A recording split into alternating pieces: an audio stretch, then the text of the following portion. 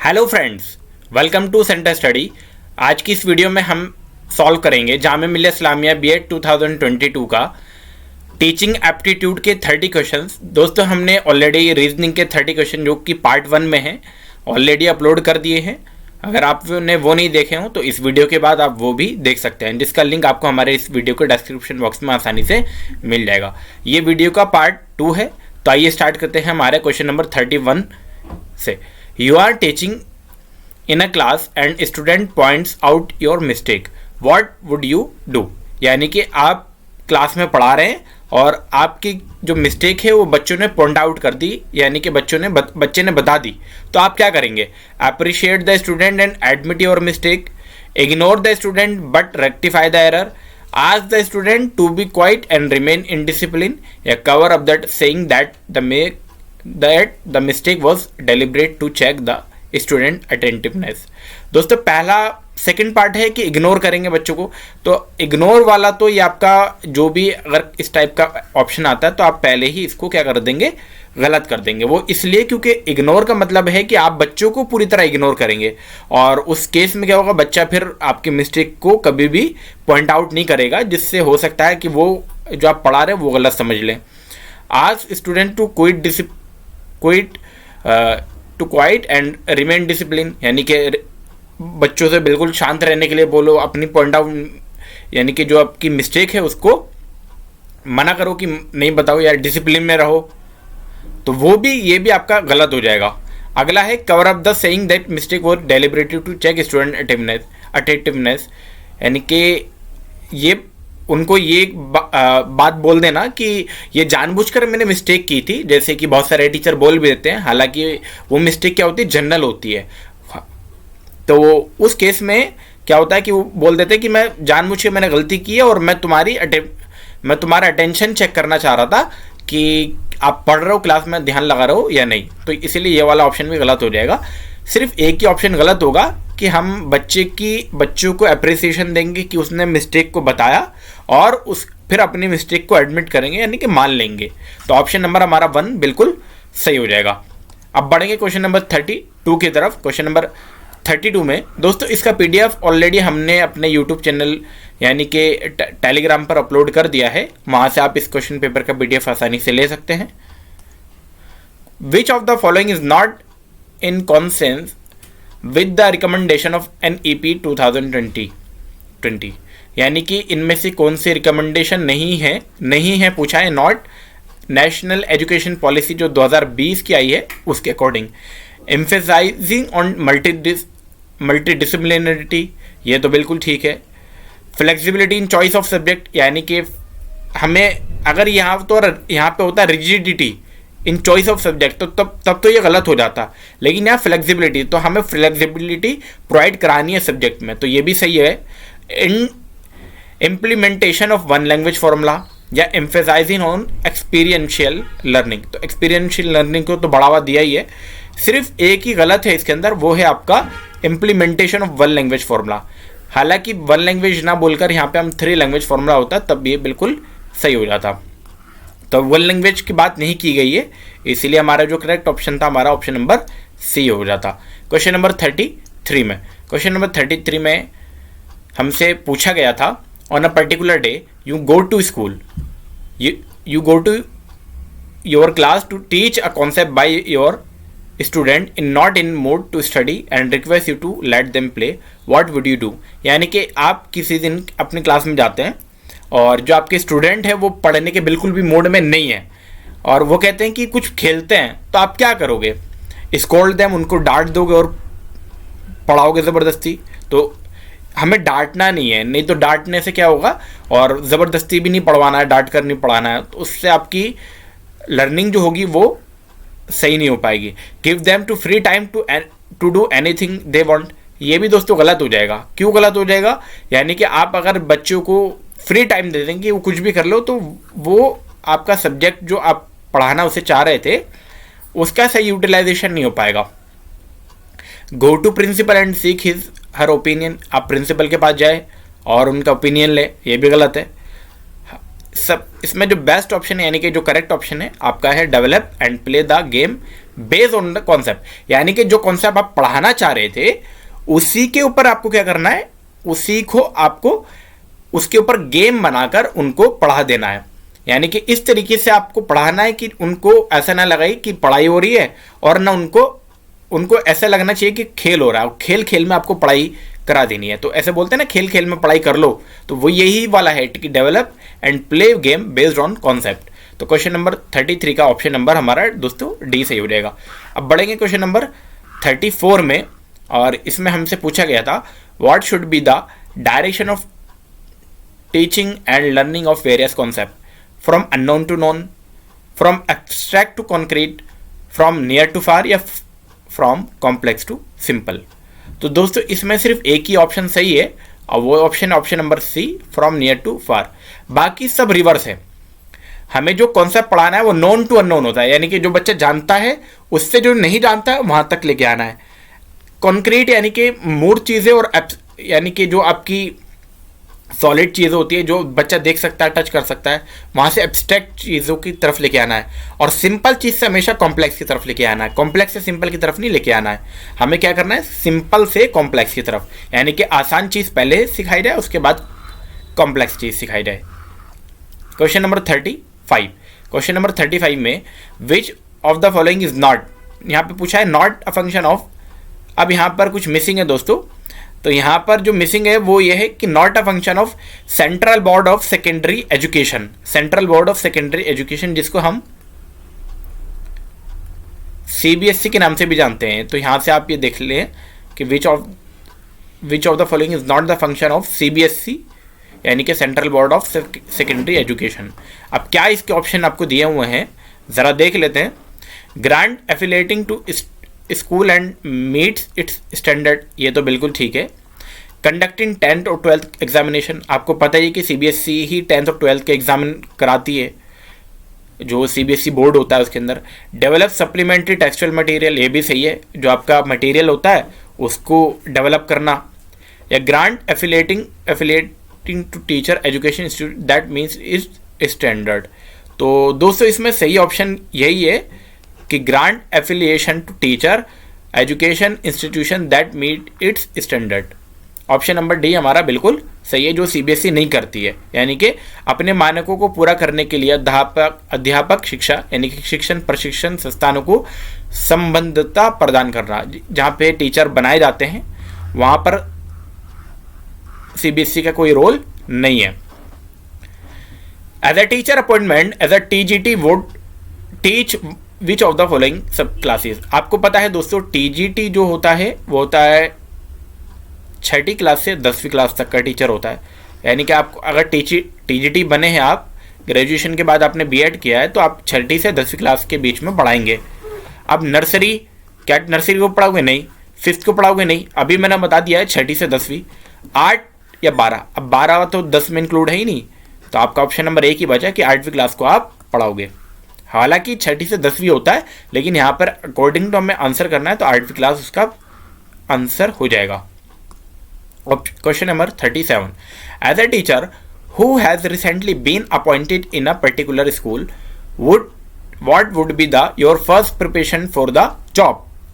अब ऑप्शन आपके सामने 4 दिए हुए हैं दोस्तों। Prepare 1 month lesson plan advance में लेसन प्लान कभी नहीं बनाना है, 1 मंथ का आप बना के रख लो, ऐसा नहीं होगा। Solve previous year question paper, यानी कि दोस्तों क्वेश्चन ये है कि आप अभी अपॉइंट हुए हो तो recently first preparation for the job. As a teacher who recently been appointed in a particular school what would be first preparation for the job, यानी कि आपकी क्या जॉब की पहली प्रिपरेशन क्या होगी। Ask for name, ask for notes from colleague, या teaching the same subject, आप अपने कलीग से नोट्स मांग लो और अब पढ़ाना चालू कर दो, ऐसा भी नहीं। सबसे पहले आपको क्या करना होगा, ऑप्शन नंबर डी सही हो जाएगा, become familiar with the socio culture environment of the student. यानी कि हमें स्टूडेंट के इन्वायरमेंट यानी कि उनको सोशो कल्चर जो बैकग्राउंड है उनसे फेमिलियर होना है, जिससे आप बच्चों को अच्छे से यानी कि लर्निंग प्रोसेस करा पाएँ, जिससे आप उनको ज़्यादा से ज़्यादा सिखा पाए और आप भी उनसे ज़्यादा से ज़्यादा सीख पाए। इसीलिए बोला जाता है कि इन्वायरमेंटल लर्निंग, यानी कि इन्वायरमेंट में लर्निंग जो होती है सबसे बेस्ट लर्निंग होती है। Question number 38, in the widely use acronym ICT the letter C stand for. अब दोस्तों आईसीटी की फुल फॉर्म ऑलरेडी आपको पता भी होगी। आईसीटी की क्या फुल फॉर्म होती है? इसकी फुल फॉर्म होती है दोस्तों इंफॉर्मेशन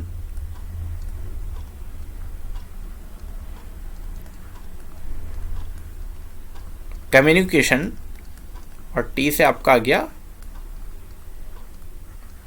इंफॉर्मेशन कम्युनिकेशन टेक्नोलॉजी। तो अब आपको समझ आ ही गया होगा कि सी किसके लिए स्टैंड कर रहा है, ओनली ऑप्शन नंबर ए यानी कि कम्युनिकेशन। अब बढ़ेंगे क्वेश्चन नंबर 39 में, when is the national education day celebrated in India. दोस्तों ये तो मोस्ट इंपॉर्टेंट क्वेश्चन है आपका, जो पेपर में इस बारी भी आपका आ सकता है। तो नेशनल एजुकेशन जो डे मनाया जाता है वो कब मनाया जाता है, ज़रा देख लेते हैं। इसका जो सही ऑप्शन है, क्या 11 नवंबर है, 5 सितंबर है, 29 अक्टूबर है, या आपका 26 जनवरी है।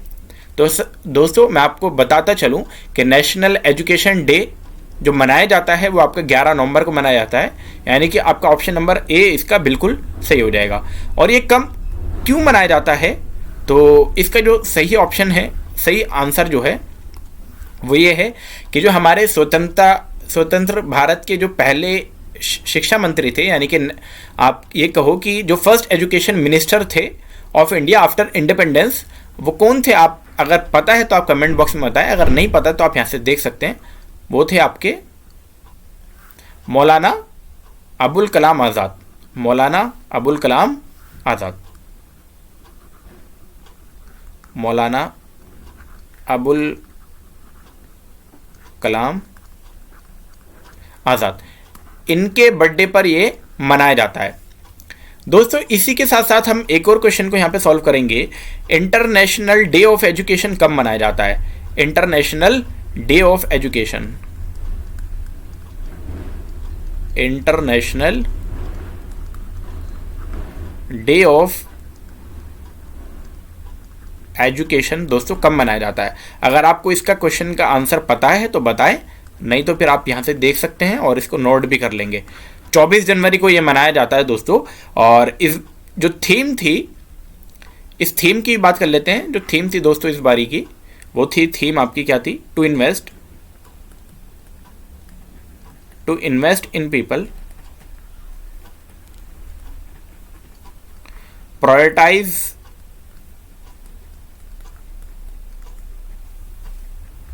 एजुकेशन, ये थीम थी दोस्तों।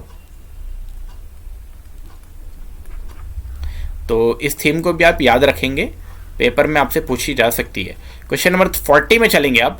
What has the erstwhile ministry of human resource development been renamed as? Ministry of human empowerment, ministry of social justice, ministry of education, या मिनिस्ट्री ऑफ चाइल्ड वेलफेयर। तो दोस्तों इसका जो सही ऑप्शन है वो आपका ऑप्शन नंबर सी है, मिनिस्ट्री ऑफ एजुकेशन। अच्छा, अभी के जो मिनिस्टर है, मिनिस्ट्री ऑफ एजुकेशन के जो मिनिस्टर है, उनका नाम अगर आपको पता है तो कमेंट बॉक्स में बताएं। अगर आप नहीं जानते हैं तो मैं आपको बताता चलूं, वो हैं मिस्टर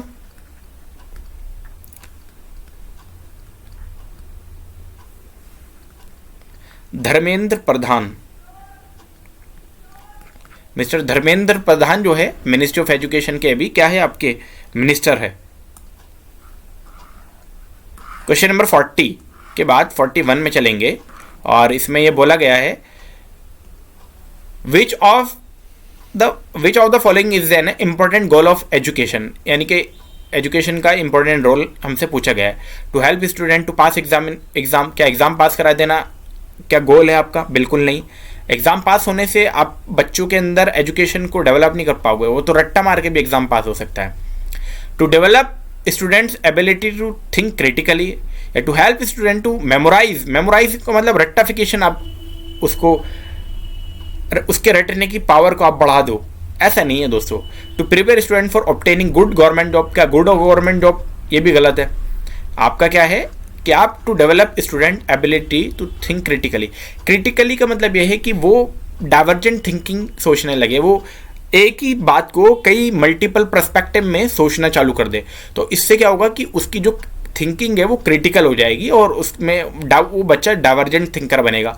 फिर एक ही क्वेश्चन के वो मल्टीपल आंसर्स को सोचने की कोशिश करता है, एक ही क्वेश्चन को कई तरीके से सॉल्व करने की कोशिश करता है, जिससे लर्निंग क्या होती है, ज़्यादा इफेक्टिव बनती है। 42 में हमसे बोला गया था, which of the following is a desirable practice to be adopted by a language teacher in his या हर क्लास। यानी कि कौन सी प्रैक्टिस वहाँ पे अडॉप्ट कर सकता है, लैंग्वेज टीचर के संदर्भ में ये बात चल रही है। Strictly disallowing the use of mother tongue by student. दोस्तों मदर टंग का तो यूज़ एनईपी के अंदर भी बताया गया है कि मदर टंग का जो यूज़ जितना भी आप करेंगे वो आपके लिए उतना ही बेनिफिट होगा। उससे क्या होगा कि आप जितना मदर टंग का इस्तेमाल करेंगे, बच्चा लर्निंग प्रोसेस में उतना ज़्यादा इफेक्टिव सीखेगा और वो ज़्यादा से ज़्यादा सीख पाएगा। Encouraging student to copy their access from good reference book. यानी कि अच्छी जो रेफरेंस बुक है उससे कोई आप ऐसे को कॉपी कर लेना, रट बिल्कुल डिट्टो टीप लेना, ये तो बिल्कुल सरासर गलत बात है। Encouraging student to freely express their ideas या discouraging student from consulting each other. तो डिस्करेजिंग तो हम कभी भी नहीं करेंगे, हालांकि हम क्या करेंगे दोस्तों, इनकरेजिंग करेंगे। इनकरेज करने का मतलब बढ़ावा देंगे। किस चीज़ को बढ़ावा देंगे, उनके आइडियाज़ को, उनके एक्सप्रेस को हम ज़्यादा से ज़्यादा बढ़ावा देंगे, जिससे क्या होगा, स्टूडेंट ज़्यादा से ज़्यादा थिंक करेगा और अपने कॉन्सेप्ट को बिल्डअप कर लेगा। अब बढ़ेंगे क्वेश्चन नंबर 43 में। क्वेश्चन नंबर 43 में हमसे बोला गया था, which of the following statement match with our understanding of children. तो इसमें हमसे क्या बोला गया कि कौन सी अंडरस्टैंडिंग है। तो children learn best by listening to long lecture. क्या लॉन्ग लेक्चर सुनने से वो अच्छे लिसनर बन जाएंगे? ऐसा तो नहीं है बिल्कुल। Children are like blank slate waiting to be return upon. Children क्या होते हैं, एक ब्लैंक स्लेट होते हैं, यानी कि एक आप स्लेट जानते होंगे जिस पर आप तख्ती, जिसे हम कहते हैं, तख्ती क्या होती है, ब्लैंक होती है, और उसको जो उसके ऊपर जब लिखा जाता है दोस्तों, तो लिखने से क्या होता है, उसके ऊपर फिर एक आप क्या कहोगे, लिख दिया जाता है, यानी कि उसके ऊपर कुछ न कुछ मटेरियल छप जाता है। तो ऐसे ही हम बच्चों को नहीं मानते हैं। इसमें ये बोला गया है कि बच्चे खाली स्लेट की तरह होते हैं, सिर्फ उस पर लिख दो, ऐसा नहीं है। Children are like young adult and should be taught accordingly, या children are like young scientist who like to explore. तो दोस्तों ये भी गलत है। ऑप्शन नंबर डी जो है सबसे बेस्ट है, और यही इसका करेक्ट ऑप्शन है कि children are like young scientist. जो बच्चे होते हैं वो नन्हे यंग साइंटिस्ट की तरह होते हैं, जबकि यहाँ पर लिटिल साइंटिस्ट अगर होता तो बेस्ट ऑप्शन होता। लिटिल साइंटिस्ट कहा था दोस्तों जीन पियाजे ने। ये एक फिलोसोफर हैं जिन्होंने कहा था चिल्ड्रन एक नन्हे वैज्ञानिक की तरह होते हैं, जो बच्चों जो बाहर को एक्सप्लोर करते हैं। तो मेरे अकॉर्डिंग यहाँ पे लिटिल होना चाहिए था यंग की जगह। फिर भी इसमें जो बेस्ट ऑप्शन है ऑप्शन नंबर डी है। अब बढ़ेंगे क्वेश्चन नंबर 44 में। 44 में हमसे बोला गया है, विच of the following is not an objective for conducting group activities in a class. यहाँ पर दोस्तों नॉट पूछा गया है, और नॉट के अकॉर्डिंग हमें आंसर बताना है, यानी कि कौन सी बेस्ट ऑब्जेक्टिव नहीं है जो कि हम क्लास में एक्टिविटीज़ में कराते हैं। तो क्लास एक्टिविटीज जो हम कराते हैं वो किस लिए होता है, to encourage student to compete each other. क्या हम कंपटीशन ताकि बच्चा एक दूसरे से कम्पीट करे इसलिए कराते हैं? नहीं, यही सबसे गलत है, और हमसे गलत ही पूछा गया था दोस्तों, इसीलिए ऑप्शन नंबर हमारा ए सही हो जाएगा। अब बाकी ऑप्शन को भी देख लेते हैं, उसमें क्या बोला गया था, to encourage student to learn from one another, यानी कि बच्चा एक दूसरे से इनकरेज करके आपस में सीखते हैं। ये तो बिल्कुल ठीक है, और ग्रुप एक्टिविटीज़ भी इसीलिए कंडक्ट कराई जाती है ताकि बच्चे एक दूसरे से के हेल्प्स की मदद से आपस में सीखें। To inculcate the values of social cooperation of the student, यानी कि जो आपकी मॉरल वैल्यूज़ होती है, सोशल वैल्यूज़ होती है, वो कोऑपरेशन के थ्रू बच्चों में ज़्यादा डेवलप हो जाती है, ये भी ठीक था। और to develop sense of collectively responsibility in student, यानी कि जो आप कहोगे रेस्पॉन्सिबिलिटी बच्चे के अंदर आ जाती है, कलेक्टिवली रेस्पॉन्सिबिलिटी, तो ये भी ठीक था। और इसमें सिर्फ एक ही गलत था, ऑप्शन नंबर दोस्तों ए। क्वेश्चन नंबर 45 में देखते हैं। क्वेश्चन नंबर 45 में हमसे बोला गया है, a student makes the same mistake over and over again in solving particular kind of mathematical problem, the teacher is best advice to, यानी कि एक बच्चा जो है लगातार मैथमेटिक्स में सेम प्रॉब्लम बार बार किए जा रहा है, तो आप क्या एडवाइस इसको करोगे? क्या talk to parent of child and bring the problem to their notice, यानी कि आप बच्चों के पेरेंट्स से बात करोगे और उस प्रॉब्लम को फिर नोटिस में लेकर आओगे, यानी कि सॉल्व, तो ये तो गलत हो जाएगा। Analyse child difficulty and modify his या हर टीचिंग स्ट्रेटेजी या suggest some good reference book to child. Book बताने से बच्चों में कुछ नहीं होगा, या ask the child to skip this problem and concentrate better on other. बच्चों को कहेंगे कि ये वाले पार्ट छोड़ दो, जैसे कि मान के चलो कोई क्वेश्चन में आप फंस रहे हो, बच्चों को कहेंगे कि आप ये वाला क्वेश्चन छोड़ दो, अगले वाले पे आ जाओ, तो ऐसा नहीं करेंगे। उससे फिर क्या होगा कि जो उसके ऊपर जो कौन सा बिल्डअप होगा वो वाला भी उसका नहीं बनेगा। सिर्फ इसमें एक ही सही है दोस्तों, यानी कि आप एनालाइज करेंगे बच्चे की डिफिकल्टी को, उसको कहाँ डिफिकल्टी हो रही है, और क्या करेंगे, अपनी जो टीचिंग स्ट्रेटजी है, जैसे कि मैं अभी पढ़ा रहा हूँ, मैं आपको समझा रहा हूँ, तो मैं अपनी टीचिंग, अगर आपको कुछ समझ नहीं आ रहा तो मैं अपनी टीचिंग स्ट्रेटजी को बदलूंगा। जिससे क्या होगा दोस्तों, जिससे क्या होगा, टीचिंग हो सकता है बच्चे को जो डिफिकल्टी फेस कर रहा है वो सही हो जाए। तो इसी को हम बेस्ट मानेंगे और ये हमारा करेक्ट ऑप्शन हो जाएगा। क्वेश्चन नंबर 46 में हमसे पूछा गया था, which of the following statement regarding the text book do you agree with, यानी कि टेक्स्ट बुक के बारे में आप कौन से स्टेटमेंट को एग्री करते हैं। There should be one text book for entire country to avoid confusion, सिर्फ एक ही बुक होनी चाहिए, ऐसा तो बिल्कुल गलत है और सरासर गलत है। A national level text book should preferably be written by single author, क्या सिर्फ एक ही ऑथर के द्वारा लिखी जाना चाहिए जो नेशनल लेवल बुक है। उससे क्या होगा दोस्तों, अगर एक ऑथर का जो एक कॉन्सेप्ट है, अगर वो एक ही माइंड में एक ही डायरेक्शन में जा रहा है, तो अगर आप ज़्यादा से ज़्यादा इफेक्टिव एक ही टीचर का लिखा होगा, एक ही ऑथर का लिखा होगा, तो वो सिर्फ एक ही पर्सपेक्टिव में करेगा। जब ज़्यादा टीचर एक दूसरे से आपस में एक दूसरे से मिलेंगे, यानी कि एक दूसरे की बात रखेंगे, तो वहाँ ज़्यादा इफेक्टिव नज़र आएगी किस चीज़ के अंदर, आपका टेक्स्ट बुक के अंदर। तो इसीलिए हमारा ये वाला ऑप्शन भी गलत हो जाएगा। Text book should initiate and not limit to the learning process, text book is primarily mean to use by teacher, primarily means नहीं होना चाहिए, ऑप्शन नंबर हमारा सी सही हो जाएगा। Text book should initiate and not limit to the learning process, यानी कि text book को इनिशिएट तो करो, लेकिन वो लर्निंग प्रोसेस के लिए उसको लिमिट मत रखो कि बस यही है लर्निंग के लिए। हालांकि और चीज़ भी हो सकती है लर्निंग के लिए, एनवायरनमेंट से भी सीखता है बच्चा, बाकी अदर चीज़ से भी सीखता है। इसीलिए हमारा जो सही ऑप्शन है, ऑप्शन नंबर हो जाएगा सी सही। 47 में which of the following statement about punishment in school do you agree with, यानी कि पनिशमेंट, जो बच्चों को पनिशमेंट से रिलेटेड जो स्कूल में है, आप कौन से स्टेटमेंट से आप एग्री करते हैं। पनिशमेंट आर रिक्वायर्ड, आप रिक्वायर्ड वाला तो गलत हो जाएगा, जहाँ जहाँ रिक्वायर्ड है वहाँ आप बिल्कुल कट करते हैं, बिल्कुल देखे बिना। पनिशमेंट आर नेसेसरी, बिल्कुल ज़रूरत नहीं है भाई पनिशमेंट की। Punishment is up to fear of punishment is helpful in motivating student to learn well.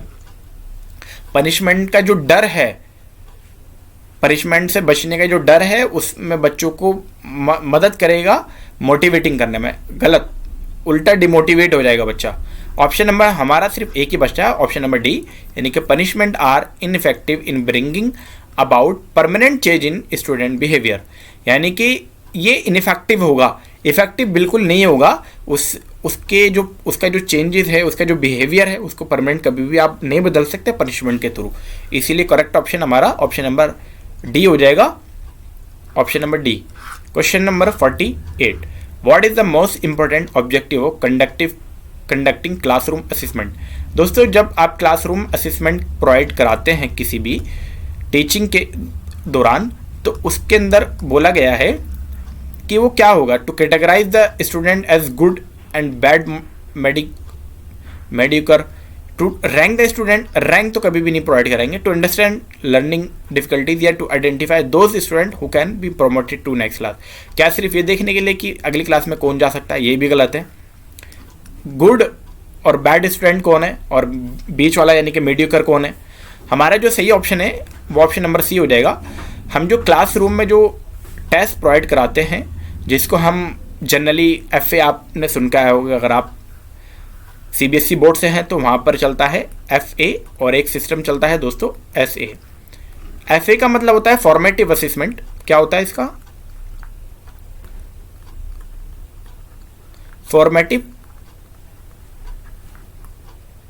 Assessment, और दोस्तों SA जो है वो होता है आपका समेटिव असेसमेंट। फॉर्मेटिव असेसमेंट जो है दोस्तों, ये आपका डेली भी हो सकता है, आपका वीकली भी हो सकता है, आपका मंथली भी हो सकता है। लेकिन ऐसे जो होता है समेटिव असेसमेंट होता है, आपको ऑलरेडी पता भी होगा कि ये फर्स्ट टर्म सेकंड टर्म जो लिए जाते हैं, यानी कि किसी भी कोर्स के एंड होने पर या किसी भी आपके क्लासेस के एंड होने पर जो आपका प्रमोट करने के लिए, आपको जो रैंक देने के लिए, आपका रिजल्ट बनाने के लिए जो एग्ज़ाम लिया जाता है, उसी को हम समेटिव असेसमेंट के नाम से जानते हैं। लेकिन फॉर्मेटिव असेसमेंट क्या होता है, जो डेली बेसिस पे हो, जो आपका ऑन द क्लास हो, तो उसमें क्या होता है कि आपकी जो लर्निंग डिफ़िकल्टीज़ है, यहाँ पर कंडक्टिंग क्लासरूम का वही है, मतलब फॉर्मेटिव असेसमेंट की बात कर रहा है कि फॉर्मेटिव असेसमेंट क्यों लेते हैं, वो इसीलिए लेते हैं ताकि हम जो बच्चों की जो लर्निंग डिफ़िकल्टीज़ है, जहाँ पे बच्चा ज़्यादा प्रॉब्लम में आ रहा है, जहाँ पे इसको डिफ़िकल्टीज फेज आ रही है, उसको हम जान पाए और फिर अपनी स्ट्रेटेजीज़ को बदल पाए या उनकी डिफ़िकल्टीज़ को सॉल्व कर पाए। तो इसीलिए हमारा क्वेश्चन का जो ऑप्शन है, ऑप्शन नंबर दोस्तों हमारा C बिल्कुल सही हो जाएगा। 49 में चलेंगे आप। 49 में क्या बोला गया है दोस्तों, हमने क्वेश्चन नंबर जो 1 से 30 है, पहला पार्ट ऑलरेडी वीडियो पर अपलोड कर दिया है, हमारे यूट्यूब चैनल पर आप देख सकते हैं, और बाकी इस वीडियो के डिस्क्रिप्शन बॉक्स में भी उसका लिंक हम आपको आसानी से मिल जाएगा। Question number 49, which of the following would be an effective way to teach student about the 2 type of leaf venation. यानी कि आप बच्चों को लीव वेनेशन आप जानते होंगे, लीव के बारे में आप बताना चाहते हो, यानी कि विनेशन के बारे में, तो आप क्या प्रीफर करोगे, आप क्या करोगे?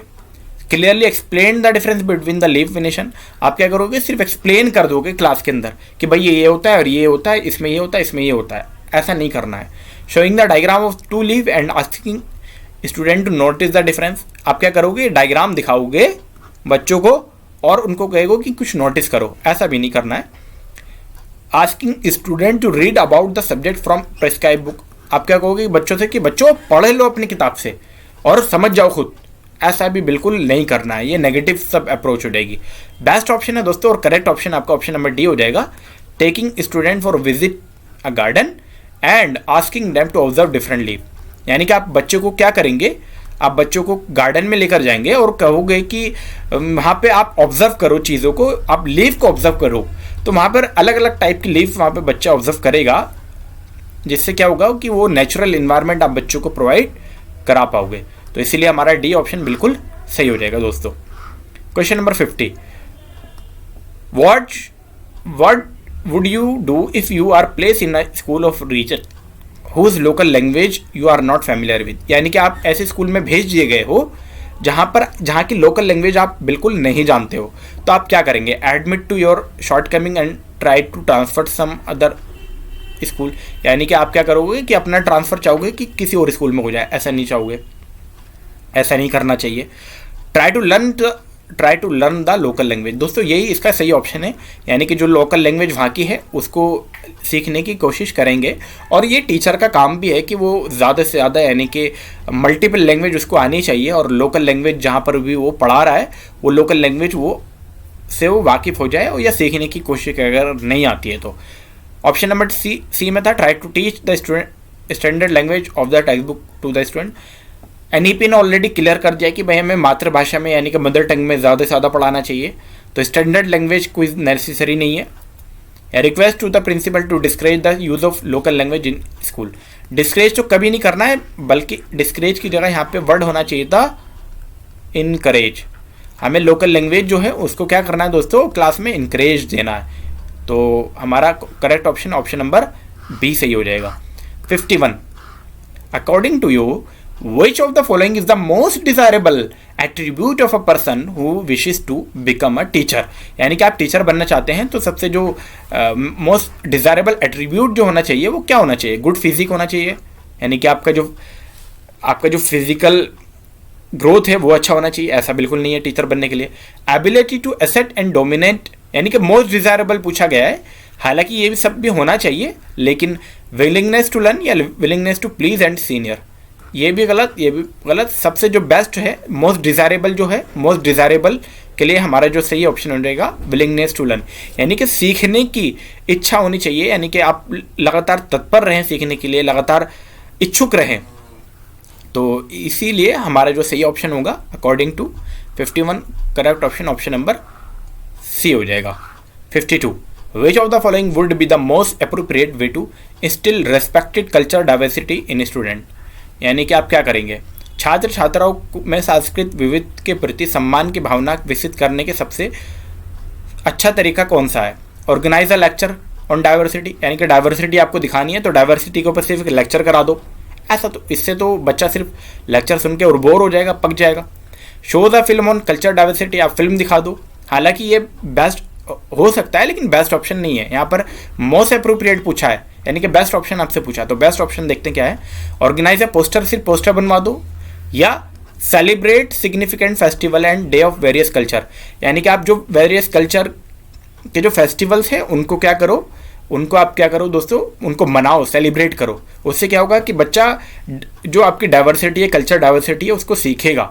हमारा correct option option number D हो जाएगा। उससे क्या होगा कि बच्चा आपका जो भी लर्नर है वो ज़्यादा इफेक्टिव तब सीखेगा जब वो खुद करेगा, और खुद सिर्फ ऑप्शन नंबर डी में था। 53 a student of your class has been missing school from many days, यानी कि आपकी क्लास का एक बच्चा है जो कई दिनों से लगातार स्कूल नहीं आ रहा है, यानी कि मिसिंग है। व्हाट वुड यू डू, आप क्या करोगे। Respect child privacy and ignore the subject, यानी कि आप बच्चों की प्राइवेसी को रखोगे और उसके इग्नोर द सब्जेक्ट, यानी कि वो क्यों नहीं आ रहा है उसको नहीं जानने की कोशिश करोगे। या रिपोर्ट टू द प्रिंसिपल, आप प्रिंसिपल को कंप्लेंट करोगे, तो दोनों ही गलत है। Ask another student to share all class note with him, ये भी नहीं होगा, ये भी गलत होगा।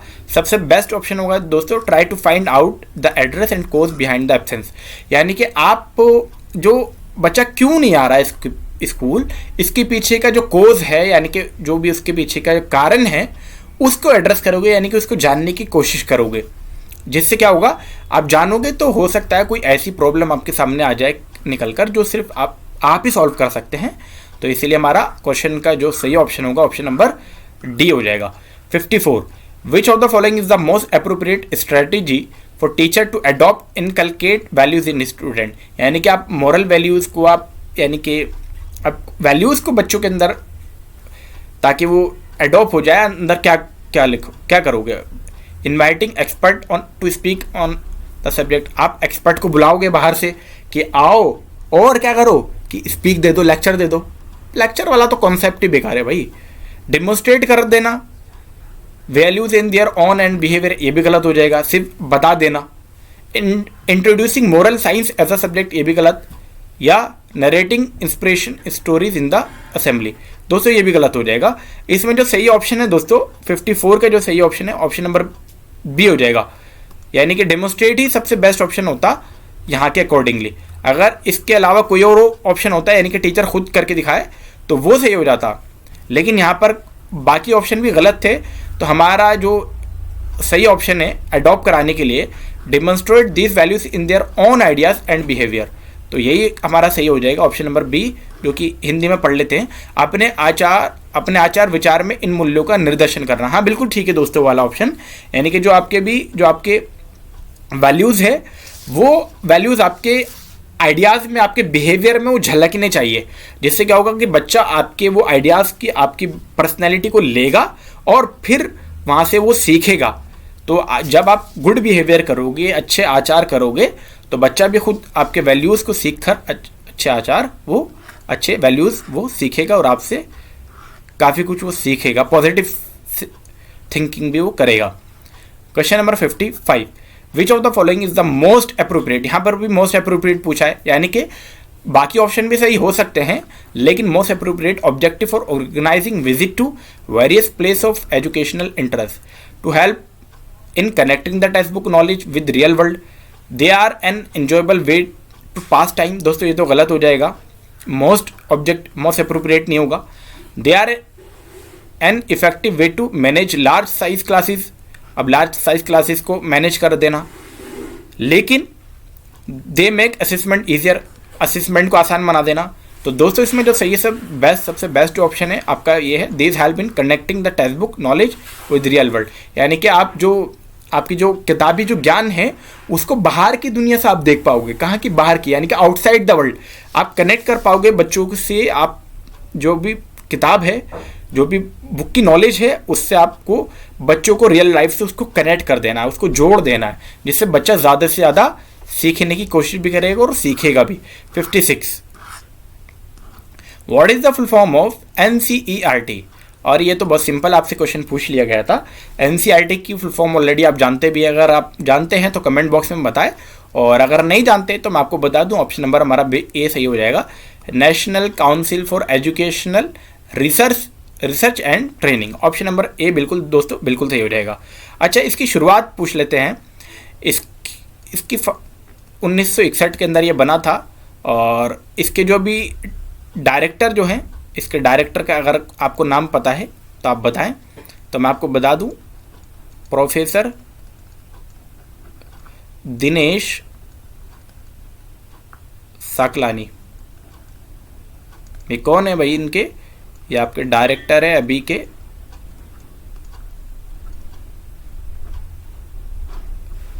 NCERT के डायरेक्टर है दोस्तों। इसी के साथ साथ हम एक और देख लेते हैं, CBSE की फुल फॉर्म हम जान लेते हैं। तो अगर आपको CBSE की फुल फॉर्म पता है तो जल्दी से बताएं कमेंट बॉक्स में, तो मैं आपको बता दूं,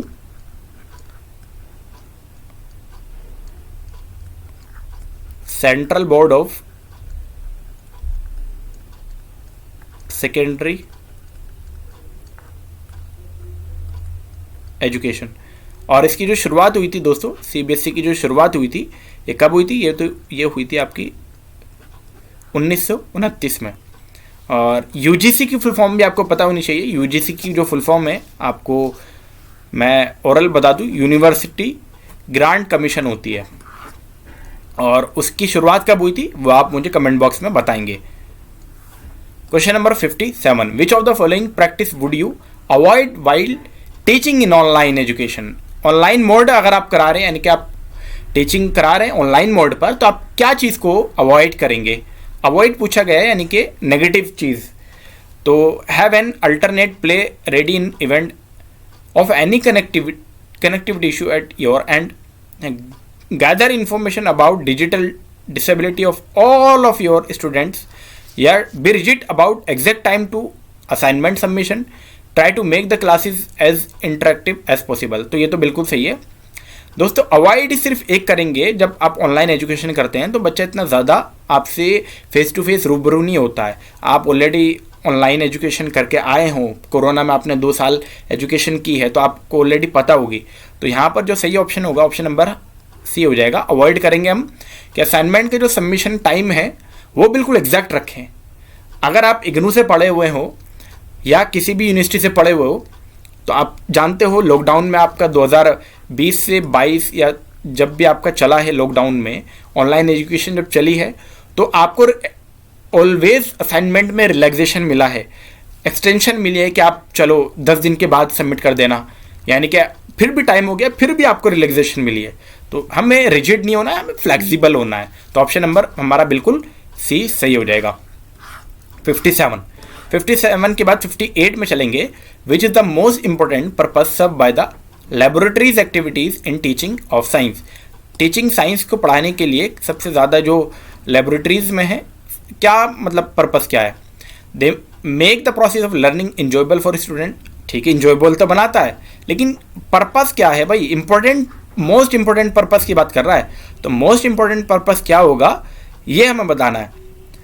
दे allow student to score higher ना, बिल्कुल गलत। They help the student to linking theoretical concept with practical, बिल्कुल सही है दोस्तों।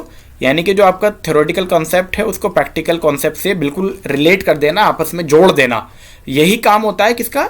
लेबोरेटरीज का। तो हमारा ऑप्शन नंबर बिल्कुल सी बिल्कुल सही हो जाएगा।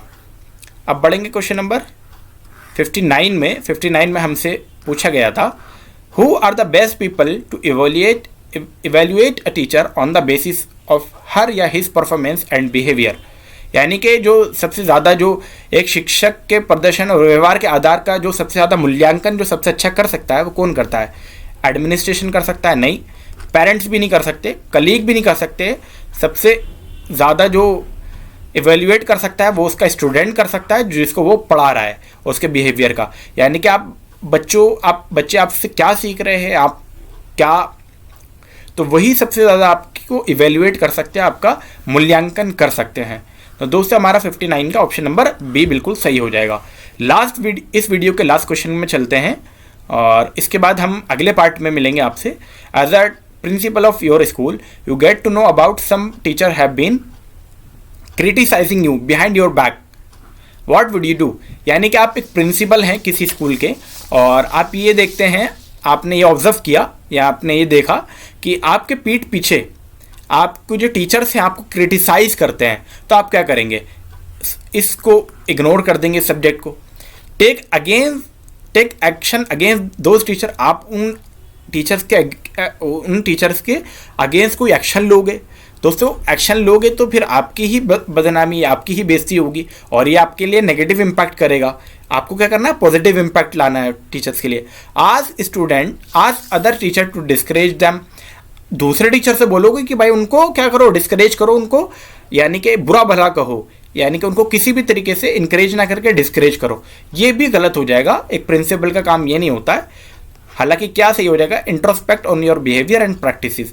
आप अपने अंदर झांकोगे, अपने आप को देखोगे कि मैं क्या चीज़ गलती कर रहा हूँ जो पीठ पीछे मेरी बुराई हो रही है, यानी कि टीचर पीठ पीछे क्रिटिसाइज मुझे कर रहे हैं। तो इसको आप क्या करोगे दोस्तों, देखोगे, यानी कि अपने व्यवहार और करियर नीति पर आत्मनिरीक्षण हम बिल्कुल करेंगे। तो दोस्तों ये थे हमारे टोटल 30 क्वेश्चंस जो कि हमने पार्ट नंबर 2 में सॉल्व कर लिए। पार्ट नंबर 3 में हम फिर आगे क्वेश्चन सॉल्व करेंगे। इसी तरीके से हम इस पूरे क्वेश्चन पेपर को कई मल्टीपल पार्ट्स में सॉल्व करेंगे। अगर आपने पार्ट नंबर 1 नहीं देखा है तो हमारे इस वीडियो के डिस्क्रिप्शन बॉक्स में आसानी से आपको वो पार्ट का लिंक आसानी से मिल जाएगा। और अगर आप चैनल पर नए हैं तो प्लीज़ चैनल को सब्सक्राइब ज़रूर करें और इस वीडियो को लाइक ज़रूर करें और अपने दोस्तों में भी शेयर करें। जो जामिया मिल्लिया इस्लामिया की या अलीगढ़ मुस्लिम यूनिवर्सिटी का बीएड का प्रीवियस ईयर क्वेश्चन पेपर भी ऑलरेडी हमने अपलोड दोस्तों करा दिया है, आप वहाँ से चेक कर सकते हैं। और हमारी इस वीडियो को लाइक ज़रूर कर अपने दोस्तों में शेयर ज़रूर करें। वीडियो में लगातार बने रहने के लिए आपका दोस्तों बहुत बहुत शुक्रिया।